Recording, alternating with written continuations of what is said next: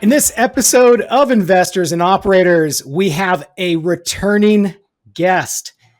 Yes, he is the co-head of healthcare investment bank in Oppenheimer, but he is also quite LinkedIn famous recently. Marc Cabrera, it is good to have you here. Let's go through some of these interesting facts and figures.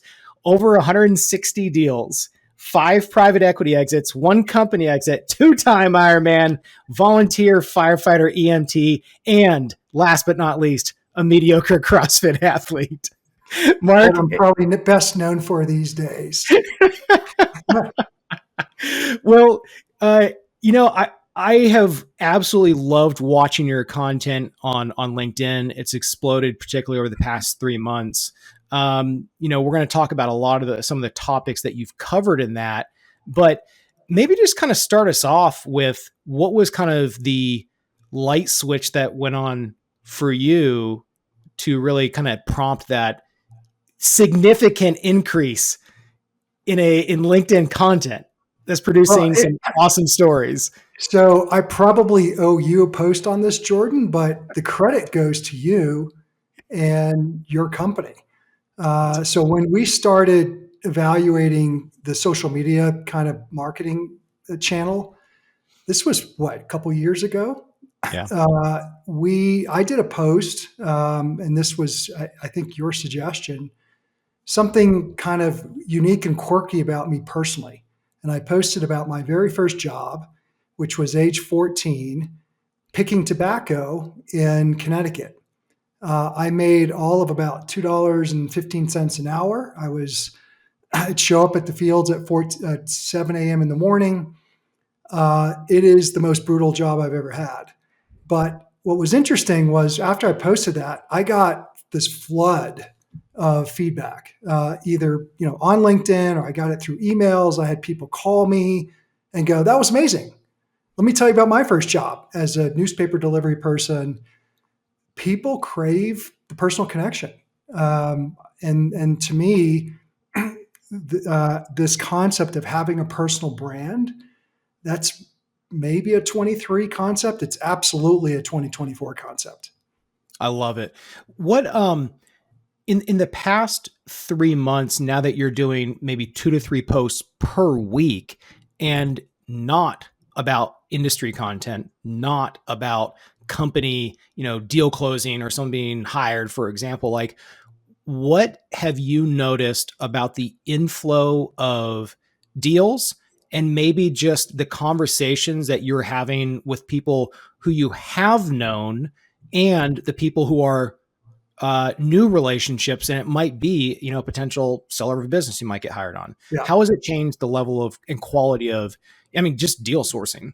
So it has, I don't think it's changed deal sourcing. And part of that is probably just because I've been in this industry for 30 years. So my referral network is pretty well established. I've got a lot of great co-advisors in the legal community, the accounting community, really across the board, as well as just former clients. So I'm a beneficiary of that lifelong kind of networking exercise. But I would say it's amplified kind of the resonance of those relationships. So folks who really know me, they say, "Hey, Marc, I feel like I keep up with you better when I read a post about you." For someone who's getting to know me, they say, "Geez, I am training Brazilian Jiu-Jitsu. I didn't know you trained." And all of a sudden we have this amazing connection around something that has nothing to do with finance. The posts that have gotten, I think, the most interesting feedback have been about health and fitness. And there was a fantastic article in Bloomberg that came out this week, I think, about, the title was kind of cool. It said, "Wall Street is getting ripped." And it's all about all these folks hitting the gym. And essentially kind of, the pendulum swinging the complete opposite direction of burn yourself out, kill yourself, make it all about long hours, getting ahead in the career. I don't think that model works or is even sustainable. Never worked for me. But there's a little bit of a recognition now that you got to reinvest in yourself, whether that's exercise, nutrition, sleep. If you want to play the long game works better than any other game. So, yeah, I mean, I think one of the what your post kind of reminded me about is that I think the personal posts resonate so well because, particularly in the finance industry, investment banking, private equity, private credit, et cetera, um, people have a longing to connect in a personal way in what could be a very transactional, numbers oriented day to day interaction. And people want to connect with those others in a personal way because you spend so much time, so many hours in the week with that. And I think that people just want more out of their day to day life and day to day work. And it They builds a deeper absolutely. relationship. I think that's exactly what is that underlying kind of momentum or energy. It's that desire to connect on a much deeper level. I saw an interesting stat recently that if you aggregate the number of hours that you spend among colleagues, family, loved ones, you actually spend more hours with colleagues at work between your early 20s and your 60s than with your family if you have one or your loved ones and friends. Yeah. It's That's a jarring stat in my opinion. Um, and you're spot on. Finance is predominantly a capital allocation business. There's a lot of risk mitigation frameworks that people have to abide by. Don't get us started on compliance, right? Gets worse every year. Now you can't text if you work on Wall Street, or you can, but it's through a cumbersome system. But the point is, you're working with these folks that are sitting in the office with you. You're transactional with whether it's a client or a portfolio company or your LPs. People want to know who's the person I'm in business with. What do they really stand for? What other connections do we have? What other values do we share? It's going to deep. I mean, I think there's an ultimate commercial benefit because it makes the business relationship stronger. It's, yeah, I just noticed when we started this 6 years ago, it felt like we were just, um, the complete outlier, almost in a bad way of like, why are you talking about this stuff? But now, 3, 4, 5, 6 years later, now it's the norm. And actually, I'm curious to hear what are some general, maybe negative comments or pushback you've gotten, like on phone calls or text, like, what the hell are you doing? Like, why are you talking about this? And kind of how have you managed the psychology of like, no, this is my North Star. This is why I'm going to do this. Yeah. And maybe you haven't gotten any. I haven't gotten any negative comments. What I have gotten were a couple of the questions, like, "What are you doing?" And it was more like, "What the heck are you doing?" Uh, this is not finance. The reality is, I actually sourced a deal on LinkedIn back in 2018, 2019. That era was a primary care practice sell side. Still to this day, have not met the client. We connected on LinkedIn. So I could spend the next 10 years on LinkedIn and I've already earned the return in terms of investing in the platform. But Yeah. what I've seen LinkedIn turn into, and I can't speak for Instagram or some of the other channels, but LinkedIn has evolved into a marketplace. It used to be a place to sort of virtually connect with people and replace the desktop Rolodex. Today, it's a very vibrant marketplace. And if we're going to hire someone, I want to see what they're about on their LinkedIn profile. And if they're not on LinkedIn, that's fine. But there is a lot of information that you can gain about the folks that you want to deal with. And so it's deepened the relationships kind of across the board. It's fostered a whole new set of relationships. Um, and I've met a number of healthcare consultants, operating advisors, CEOs. I certainly have gotten a number of DMs for folks looking to raise capital. So it is definitely not hurting the deal prospecting part of things. Yeah. Um, I saw in one of your posts you quoted Mr. David Goggins, and he wrote, "You are in you are in danger of living a life so comfortable and soft that you will die without ever realizing your true potential." So I'm curious to know, what was the motivation behind that particular post, and what is your true potential? So that quote kind of resonated with me personally. Um, my LinkedIn headline alludes to the fact that, yes, I've been an investment banker for 30 years, but I've done other things as well. I've bought and sold at least two companies. I've done my own private capital investing. Uh, I became a volunteer firefighter EMT last year. Like, there are folks that have the one word and that's what they're known by. I'm not a one word person. I'm a 10-word person. And that's just a reflection of kind of my personal interests. I want to give back. I like helping people that may be going through the worst day of their life because they've had an accident. I get to do that in the back of an ambulance. Um, I sit on a rural health board. Uh, Folks aren't raising their hand to sign up to do that duty. Take healthcare at its most complex and then make it a nonprofit in a crappy reimbursement environment with low patient volume, and you're going to get a PhD in how healthcare operations kind of work. So part of it is just a giving back. Part of it is exploring all these different avenues. And to me, the idea, and I guarantee you, I'm not the only one that's has that kind of multidimensional interest set.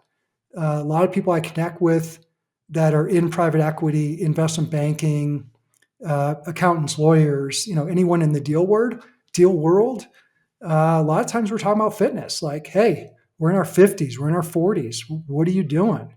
I've had people DM me and say, hey, I love this post about health over wealth, or strive for that first because the second will come.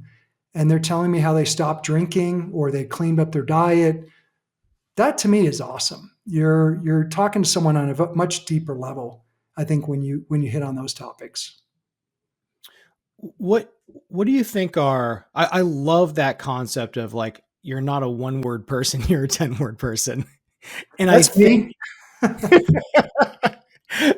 and I think that can resonate with uh, a lot of people who feel like a square peg in a round hole in their career when they're trying to fit into a larger corporate structure, et cetera. And they might be a little bit wandering and lost of like, who am I actually? Like, it's okay to have all these different parts of your identity. And actually, the integrated identity is what will resonate the most with people. It will resonate the most with people. There's no such thing as a one-dimensional person. You may have a one-dimensional job, or that may be your perspective on it, but I've never met a person that's one-dimensional. I might meet someone who they live for skiing. That's their sole passion life, is they want to hit all the amazing mountains around the world. And that's how they've structured their life. But they're not one-dimensional. They're just sort of pursuing that one particular passion. But I think in the sort of professional employment domain, yeah, uh, we even if you're working 100 hours a week, you're doing other things outside of that. And I think that's where sometimes it's easy to get lost. I know my first decade, I lived and worked in New York City. It was 100 hours plus a week on average. A lot of times my off hours were literally trying to recuperate. There were Saturdays where I had 4 Blockbuster video cassettes, just one after the other, sitting on the couch, recuperating from an awful week. I'm so glad that you said that because um, lately, it might be in the past 3 to 6 months for me. It might be a Friday night, and I know that the next morning I should wake up at 4:30 to go do my 2, 3, 4 hour bike in the garage to get ready for the next race. But you know what happens on a Friday night? Oh, there's a bottle of wine. Oh, the newest Netflix series is out. Fantastic. I know what I'm doing tonight until 2 Yep. a.m. And the kids are in bed at 8:30. Daddy's in the office watching Netflix and drinking a bottle of wine. But what I notice is like, why is this happening when I identify as a high performer? I love and like our business with 51 Labs is our passion. It's our sport. Helping out 51 vets to help vets get jobs. That's probably Mhm. 5 to 20 hours in a week. I'll be on the bike late night and doing a call with the transitioning vet or on a 51 vets board meeting and doing all the training, like all of this stuff I'm passionate about, but then I like break down like So Thursday or what night you or tell me, Friday Jordan, night. is you're a freaking human being. Like But what's a to me, sustainable model? Like, when do you I'll know tell when you, to pull back? Because I don't want to yeah, miss out on life. the sustainable model, I think, is, and I'm going to compare it to someone who's in bodybuilding. Have you ever seen a bodybuilder who's, call it a month and a half post show? Mm.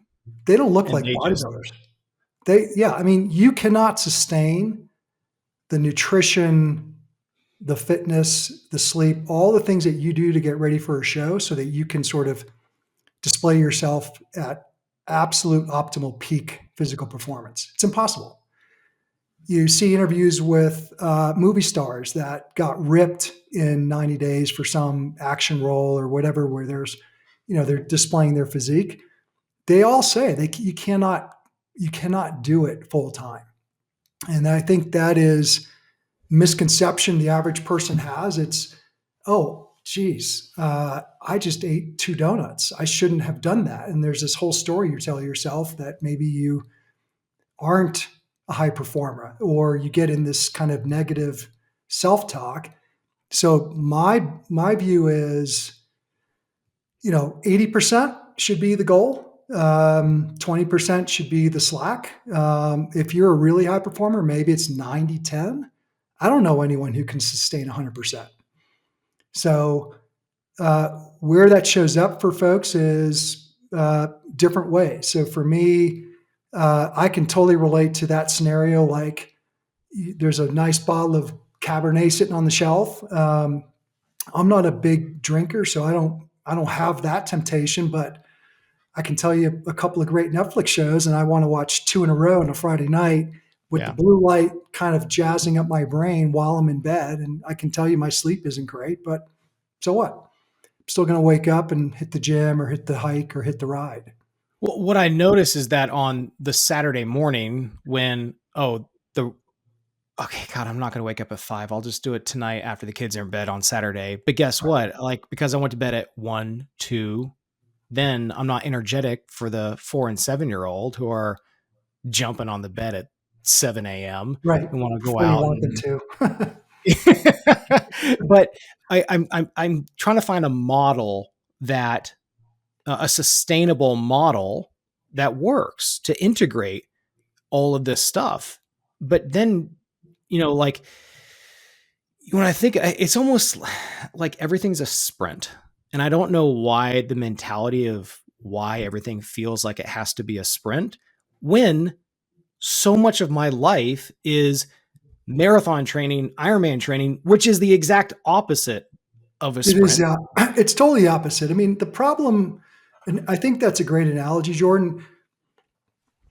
Um, the race I hated doing the most when I was racing endurance sports was the 5K. Hmm.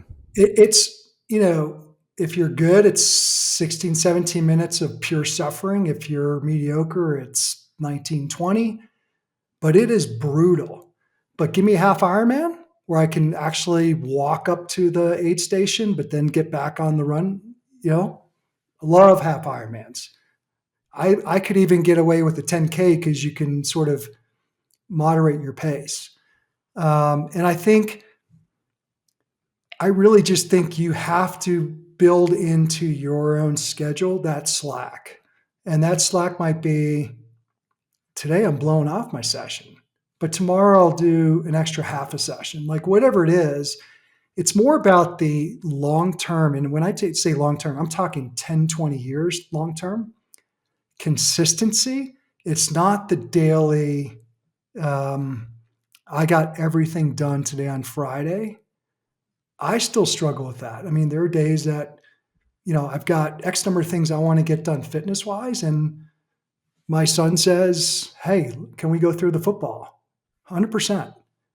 So my second workout in the evening, which might be a 30-minute walk, that's gone. I'm not going to do it. What Yeah, I'm trying to figure out what the deeper motivation is. And part of it I think is I mean, one part is just I have to be activated and stimulated. Probably just ADHD is never going to go away. That's a fact. But then I think also is like when my dad died of a brain tumor at 65. At 60, my brother died of a brain tumor at 38, and then part of it is maybe this subconscious like I don't know when I'm going to die, how, and None of and us just do, getting right? after it of like I don't want to leave anything on the table. Well, Or on from the everything I know about you, Jordan, you're living that life. Like your race schedule, candidly, is pretty mind blowing to me.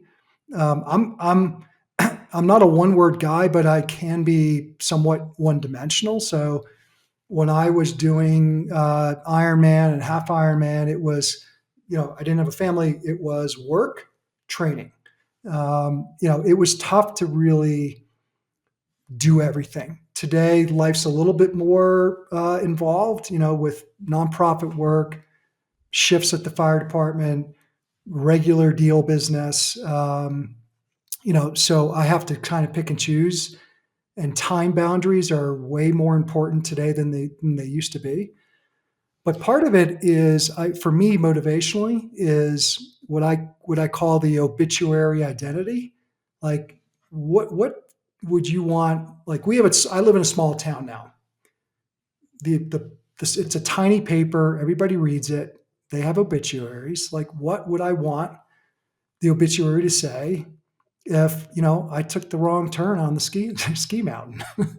Like literally, what would I want it to say? And it's not going to be one word. It's going to be he did 10 things. Um, so and this makes it's good. so to me, it's two things. It's what is your identity and how aware are you of your own mortality? And the Goggins quote to me kind of touches on both. It's yeah, none of us know, when that day is. So are you going to get after it or are you going to take it easy and be comfortable and soft? Because that is a modern affliction as far as I'm concerned. This reminds me about something I thought about. I think I was on the treadmill last night thinking about this. I was like, what do I want to happen at my funeral? Like, how do I want that day to go? And I'm curious how you would want that. Like, what would you want your funeral to be like? I know it's an odd question. It's, I don't think I've been asked it before. I there's kind of what's the societal expectation of a funeral and an event, if you will, to celebrate your passing and your life. And for me, I think I'd want it to be guy lived an awesome full life and let's celebrate it. Um, there's another part of me that's like, I'd love to know when that time is and, put on a poncho and go sit in the mountains until it happens by myself. Um, like if you're connected with yourself, you're not going to fear death the same way because you're going to have lived a life that lets you get after everything you want to. And so you asked me the question, kind of what's the motivation? The motivation for me is often experimentation. Like, what happens if I start posting on LinkedIn and just writing about shit that I really care about? Like, what's going to happen? And one person called me up and said, WTF, like, what are you doing? But it was like with a little bit of admiration. And then everybody else was like, I remember I started a board meeting 2 weeks ago and someone, I couldn't see the face. He was just audio. And he goes, man, I love your LinkedIn. And I was like, oh my God, this is Well, embarrassing. Like we're I think derailing that's, the board meeting. this reminds me a conversation actually I've had for the past 6 years. Whenever we're talking about with new prospects or actual clients, like, oh, I don't want to be this firm. I see them all the time. Like, I don't want to be that firm. I was like, you don't want to be what firm? Oh, you don't want to be what firm? You mean Yeah. the firm that how many people have talked about for the past 6 years and they've gotten free? Like, you're going to pay for marketing either way. You're going to hire a BD person. That's part of an MD budget, et cetera. But like, it's been interesting on branding. But back to the point on the funeral, like what I was thinking about, I was like, honestly, like for the record, I want my funeral to probably start at like 7 a.m. Here's the coffin. There he is. Okay, let's With a go off and run. do a. Yes, you're damn. This is what I want for my funeral. I want people to come there at, here's a casket. All right, there's a dead guy. Let's go do a 5K. Let's go do a marathon. And I want to raise $51,000 for whatever charity that, is on it. That's how I want my funeral to be. The Like, fact not that you have that level of clarity on it, Jordan, is impressive by itself because it really says something about, what's motivating you. Like, I want my mission to continue after I'm gone. I want people to continue doing what I love. I mean, that's about as good as it gets. and then also, how do you get through deeply painful times like someone's death? Well, a way to make it easier is you go do something hard with a whole bunch of people who cared about that person who died. Like, it might be a 5K, it might be a half or a full marathon, but in those 4, 5, 6 hours of walking, jogging, running with other people, like, I want 50 to 100 people in that kind of race raising money for charity and doing something together because they will Yeah. never forget that time. And maybe it's a wake up call for their own life of like, am I getting the most out of it? Yeah. So if I die at We need that. 41, 61, or 81, like, that's what I want. I think I think everybody needs to hear that message daily. I mean, I can use it daily. Um, I live a very different lifestyle than I did for most of my career, which is now I live in a rural setting. So Yeah. Walk us through that. Like, what is the difference between you today living in Telluride, Colorado versus you in Miami and New York? So I'll tell you one area what that's different, which is something that shows up in my life daily, which is the concept of health and fitness. Um, I am way more fit here than I was in New York and Miami, which is not to say I didn't look. I did triathlons in Miami. That was my thing. I raced, road bikes. I did ocean swimming races. Like I felt like I was in good shape, but the concept for most people is I'm going to go to the gym or I'm going to do yoga or I'm going to go do, Orange Theory. And, it's like that's a stop on my city route.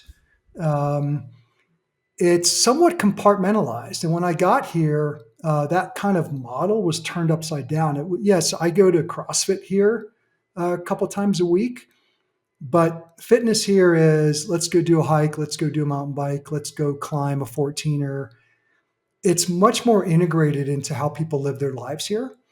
And it really changed my perspective on fitness and probably impacted kind of my evolved identity, which is truly living a life a certain way. And if I want to pop in and do the CrossFit Open, great, I'm going to go do that. But it's like, that's not like my main thing. I'll do it. And I did it this year and came in exactly 50th percentile. It's like that's the definition of mediocre. But there were only 5,000 people in my age group. So I like the company. But it is really about how you live your life here. I mean, here I know people that have died in avalanches. The mountain roads are dangerous. I carry life saving equipment in my truck. Like it's a little bit more in your face, that mortality question, because even when my son goes, he's good enough now where he's climbing mountains to ski off them, not just staying inside the park. Like it's risky shit. Yeah. Um, and I Well, I didn't. think that this hits on another idea of like, if we surveyed our audience of, let's say, 50 partners and MDs in our industry, how many people can say I did something that was truly physically challenging Mhm. and or scary? And scary could be defined as I did a LinkedIn post on a Yeah, personal that's right. story. Scary's personal. Um, for me, I just got back from spring break in Baja, Mexico, and for a couple of days of that, I was on a sailboat, and we had 8 miles to go to our final destination. And I went and I said, "Look, I'm going to paddle it on the paddleboard, like big boats cruising by in the ocean." And I was several miles out from shore, and it was 5% scary, 95% hard. I ended up paddling for probably close to 5 hours continuously. Um, my feet like froze because they're trying to grip the board. I'm like, shit, I need to do more barefoot training. um, but it was like a little bit of that. Am I really taking my life in my hands? Not, I didn't think so. Could something crazy happen out there? Could you get hit by a boat? You could. I wasn't worried about drowning. I'm sure you wouldn't either, being a couple miles from shore. But it was more about that feeling. Like, let me push it a little bit. Like, I'm not crossing the ocean, but I'm doing a 5 hour event in ocean water. For me, that was kind of a nice balance to just say, yeah, I'm out here. It's hot. It's not comfortable. Um, and that was an amazing experience. I'm never going to forget that paddle. And Yeah. so I bet you if you pulled 50 people, I think you'd have 50 volunteers that sign up for some version of personal, quote unquote, danger or adventure. I think, what is the Japanese word for that? It's like misogi or something Yeah, like I that. don't know it. I don't know what it is, but I know there's a concept. There's that concept, and I just learned Tabata is the Japanese concept. You must have heard of Tabata.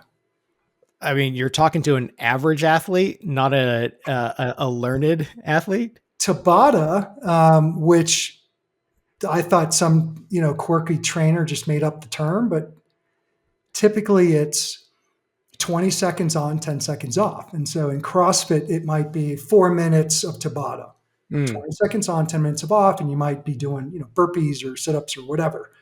But the concept gets back to your point of how can I do something sustainably? You can't. You grow better through 20 seconds of intense activity and 10 seconds of rest than you would if you did it for 30 seconds. That's a Japanese concept.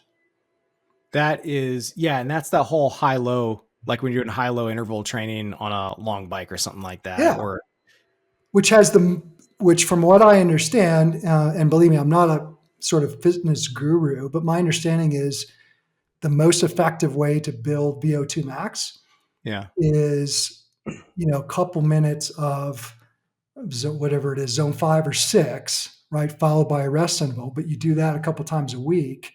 It is not doing a 10-mile run. That's not going to do much for your VO2 max. so this idea of kind of periodized training, these undulations makes me think actually over to the business. And I think so much of our culture in America, and also specifically in the finance industry, specifically in banking, is just red line all the way. You do not stop for analyst, associate, VP, etc. Like I've even lost not only personally living it, but also my friends who are had their first kid or second kid. They're like, yeah, I put the kids to bed and I'm back on doing this. What is a sustainable model going forward? Like, is this just how it's going to be? I mean, you've been in banking for 30 years, so you've seen the different cultures and different time periods. But like, I'm even thinking, Jing and I are now thinking, what should we do for our business? Yeah. Is it 5 days a week? Is it four? Or is it a certain month that we do in August of like half days? Or we're trying to figure out what is sustainable, not just for our team, but also like for us and our team. Well, I don't know if there's one model. I mean, my view is there's a very significant component of flexibility and adaptability. I had this conversation this morning with a private equity client of ours. We've sold a number of their portfolio companies, and his question to me was, "How's the market right now?" Um, I work in the healthcare services space, so I think this is true for a number of sectors beyond healthcare. But in healthcare services, the market is, it's not 19, 20, 21. 22 was a sharp drop off from the height of both deal volume and valuation metrics in that the industry achieved in 21. Both valuation metric, average valuations, and deal volume were literally an all-time record. And so you fast forward to early 24, it still feels pretty slow. So what's the implication of that? If you're trying to crush it this year and make it your red line 1 year best, sorry, it's just not going to happen. I mean, part of the trick to navigating a finance career is staying in it long enough so that you can benefit from those up spikes in the market, but you're sustainable through the down market. So we're having kind of average years the last few years, nothing to write home about.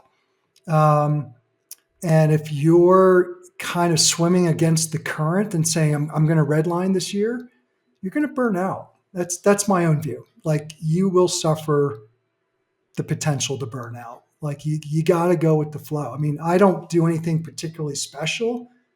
If you look at my revenue production, it kind of follows how the market's gone.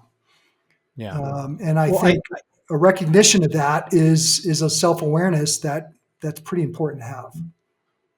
I think that's great advice for people, not just earlier in their career, who might want to be pedal to the metal. It's like take a perspective of 10, 20, 30 years Yeah. in an industry. And then it's also a good reminder for us in our business of just like, if we're trying to hit a huge revenue goal next year, versus if we extended that a little bit, like what are we actually trying to optimize for and reverse engineer for? Like right now, I'm trying to optimize for having a team. Jing and I are trying to optimize for having a team that we love to be around, doing like really interesting work and building deep relationships, paying bills, and growing at a good rate. But Right. and the thing I forgot about, is a 4 and 7 year old Yeah. that I can still hug and kiss when they get out of the car and they don't push me away. That's right. I'm Or, like, or they don't walk around and mimic you doing this, right? Which it's like, do your impersonation of daddy, and it's the character of the cell phone to the ear all the time, right? You don't want to create that memory and impression.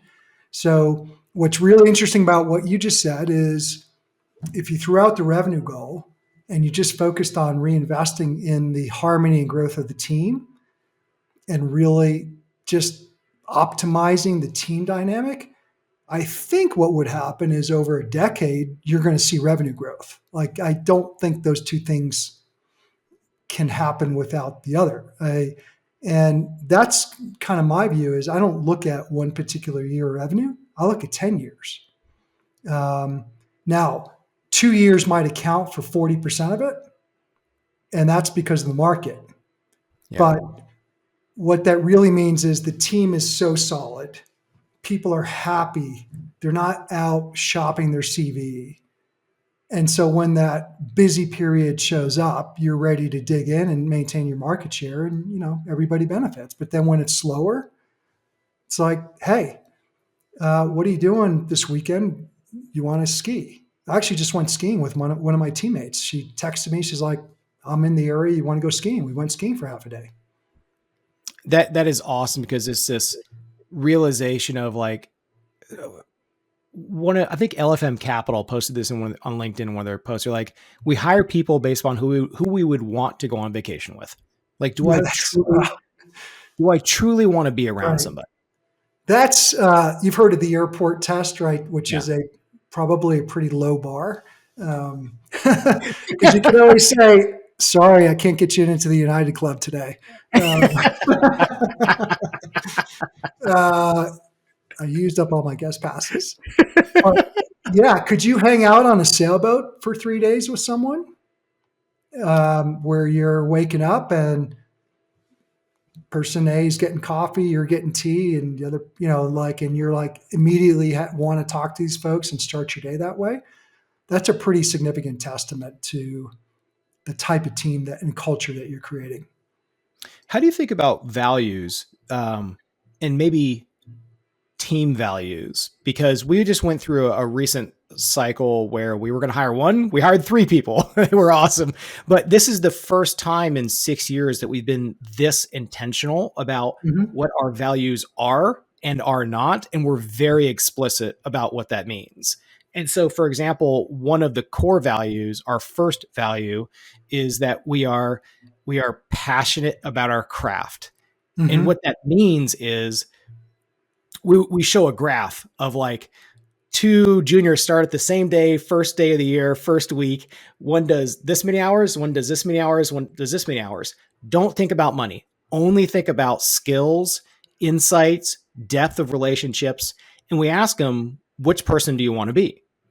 Because Kobe Bryant, not Kobe, LeBron James, too soon for Kobe. LeBron doesn't start thinking about basketball at 9 a.m. and stop thinking about basketball at 5 p.m. He is obsessed with his craft. Right. And that's what we're hiring for. It's not the specific hours in a week, check in, check out. It's like, is this person going to be obsessed with the sport of business, the Yeah. craft? We had one of our colleagues who texted us at 11 a.m. on a Sunday when we were at a Costco gas line. And they're like, hey, here's what I'm thinking about for our new mission statement. What do you think about this? I was like, that's it. Exactly what Yeah. we You hired. you want to work with someone like that. And it's just like, do you know how much time we're going to invest in that type of person, that type of mentality? Like, I'm all in. And Yeah. so with this latest, That's an amazing. That's such a great story. To me, I think I've probably conducted half a dozen interviews in the last 60 days. We have an open slot on the team. So we do a couple things. Number one is everyone on the team interviews the candidate. Number two, every candidate has to take 100-question multiple choice test that I designed that covers things like debits and credits in accounting, um, certain valuation things, but it also covers like just judgment calls on a deal. And we like to see folks score kind of, low to mid 80s at the associate level. An MD should score in the high 90s. Um, but the test is the starting point. The test is, you have the technical background to be in the interview room. But what I really want to know is, why do we resonate with you? Like, what's going on? And to go back to LinkedIn, I've been shocked if I've had 6 interviews, 3 of those interviews, someone said, and I had one of these interviews yesterday. He said, by the way, I don't know if you realize this. I connected with you on LinkedIn 2 months ago. And I simply said, love what you're posting about prioritizing health and fitness. And here this person's essentially a candidate for this position. I actually didn't remember the DM, but I went back and looked, and he was right. He just connected with me. And so in the interview yesterday, he said, "What you write about resonates with me. I want to work with you." And so there's this implicit display of my own personal values. And maybe this is coincidence, although I don't believe in coincidence. But if I look across our team today, is specifically in services, is probably 15 people. I've got at least 4 college athletes. One guy trains 10th Planet Brazilian Jiu Jitsu. I've got, one CrossFitter. Like, it's just so ironic to me that if I had planned to hire these folks 2 years ago, I couldn't have probably done it with the best intention, but they've all aggregated on the team. And the team is the most gelled and kind of I love it. effective it's ever been.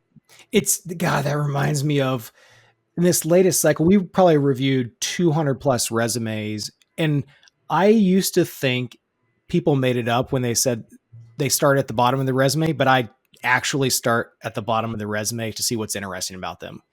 Because that goes to that fundamental question of, do I want to be around this person? Is there Yeah. something interesting? It doesn't matter what it is, but are they truly interested in something and they can nerd out about it, whether it's painting or, if they run like us, fantastic. Doesn't matter. Or they Yeah. have a But cause that whatever they it is, really, they've got some passion.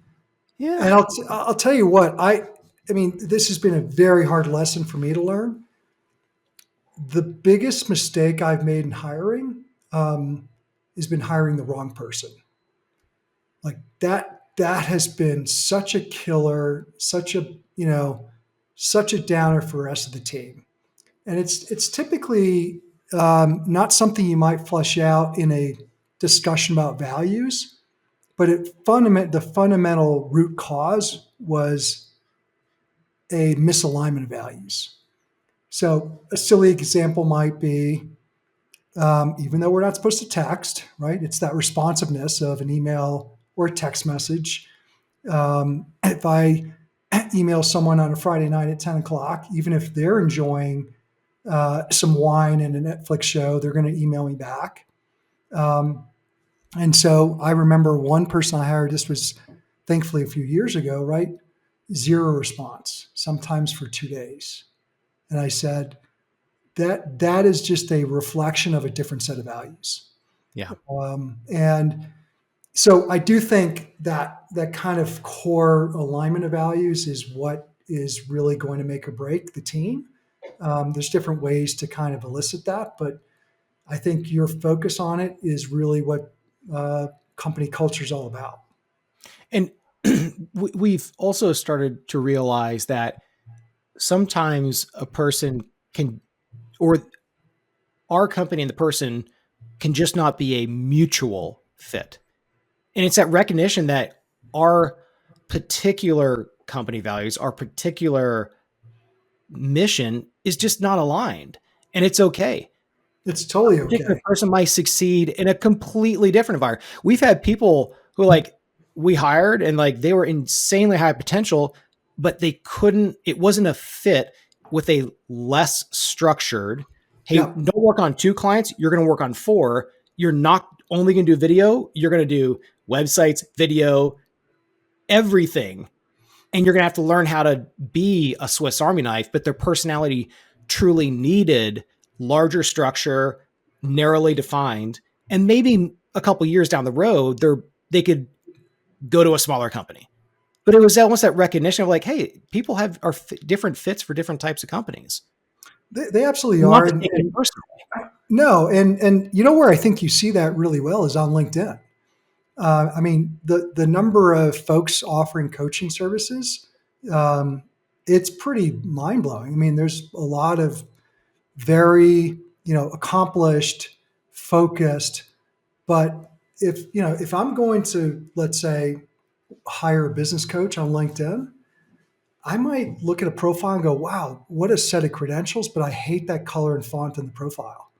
And it may be something as kind of, innate or, subconscious as that. It's just, you got to have alignment. Well, we And do the same thing with our the biggest clients. mistakes come when you ignore that, that need for alignment. And some of it may be kind of just at a very kind of emotional level.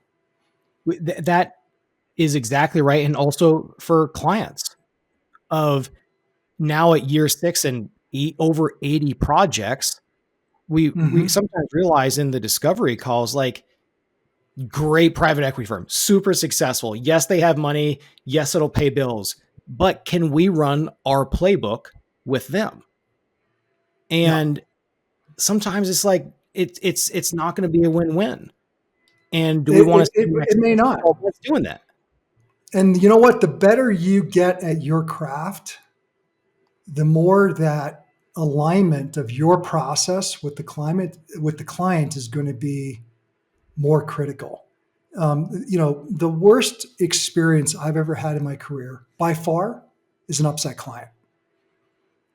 I've had a couple of situations where whatever the reason was, it may not be something I did wrong, it may not be, but the outcome just wasn't there, and the client's upset, they're angry, they're pissed, they're sad, you know, and I'm the guy that's been there with them, and we didn't get there.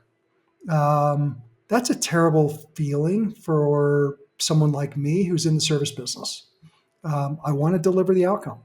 I can't always do it. A lot of it's not in my control.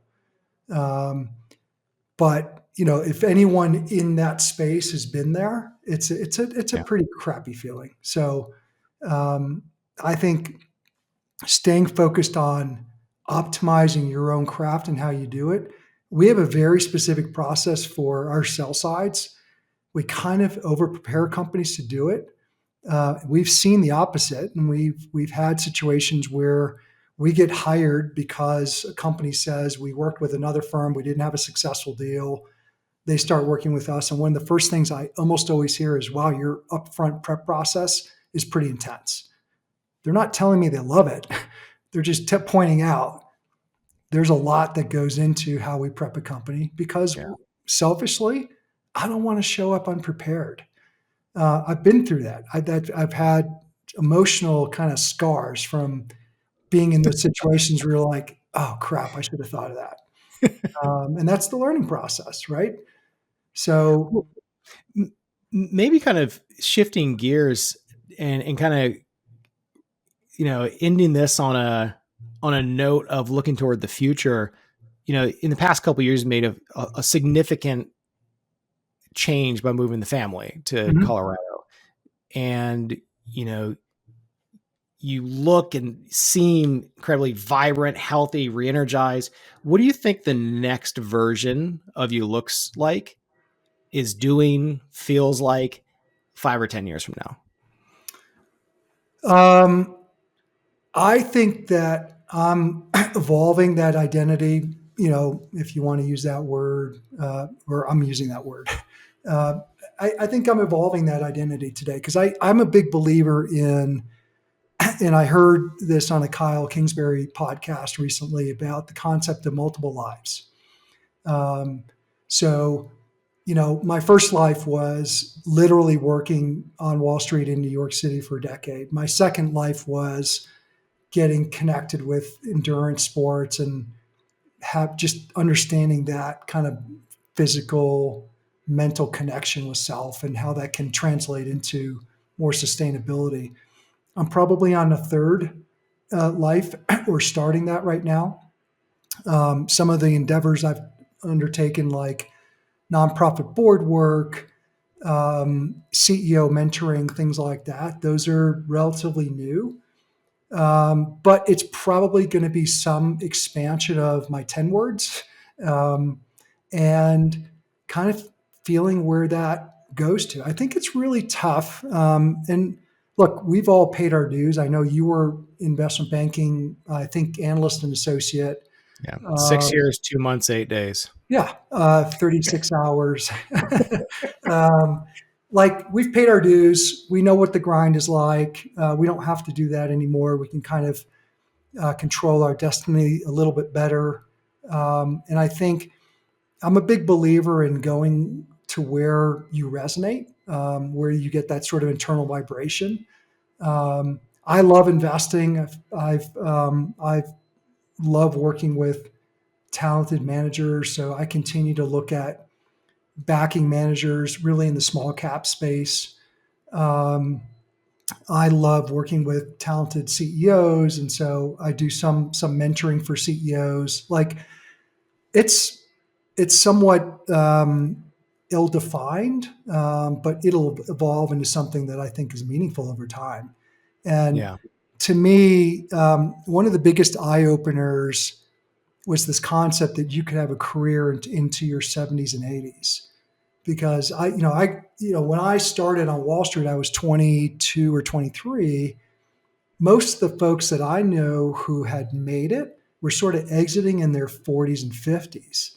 And I'm Hmm. thinking to myself, that's that's like the height of when you should be planning that second half. That's when you should be kind of reinvesting your energy and know-how in something more meaningful, so that you don't end up squashing your potential and just getting comfortable. Yeah. That's the Goggins essence. My interpretation of it, right, is, man, I got 25 years left. I could do something pretty incredible. What am I going to do? And I think that is a fantastic place to end this part two, That sounds potentially a awesome. This part was three or amazing. part four or more to come. Depends how many more LinkedIn posts come out. You got it. They're coming. It's good to see you. Good to see you, Jordan. Thanks so much.